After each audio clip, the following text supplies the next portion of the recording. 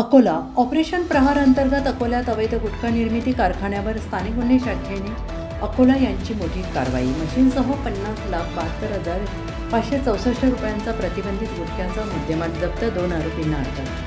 Akola report Ganesh Wadekar, bureau chief, Chanakya news channel.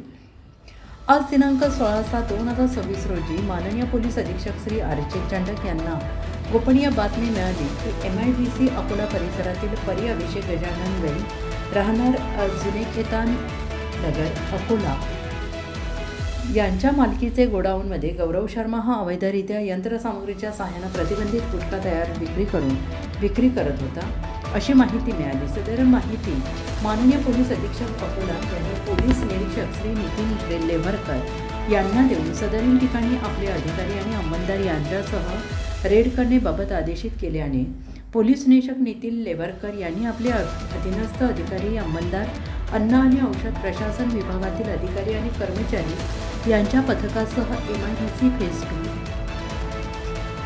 अकोलामधील गोडाऊनवर सापळा रचून छापा टाकला असता त्या ठिकाणी 2 इसम मिळून आले. त्यांना पोलीस स्टाफच्या मदतीनं ताब्यात घेऊन विचारपूस केली असता त्यांनी त्यांची नावे अनुक्रमे अशोक केदारनाथ शर्मा, वय वर्ष 60, राहणार बेलोदे लेआउट, अकोला, आणि अजय लक्ष्मण झुंजाळीकर, वय वर्ष 24, राहणार शिवाजी महाराज चौक, गायगाव, अकोला असे सांगितले. सदरील ठिकाणी प्रतिबंधित गुटखा ब्रँडचे विविध उत्पादन केले जात असल्याचे आढळून आले.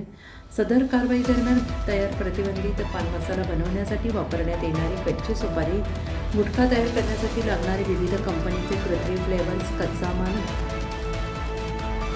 गुटखा तयार करण्यासाठी लागणारी विविध प्रकारची यंत्रसामग्री, विविध ब्रँडचे पॅकिंग मटेरियल, साठा, तयार केलेला गुटखा पॅकेट असा मुद्देमाल मिळून आला.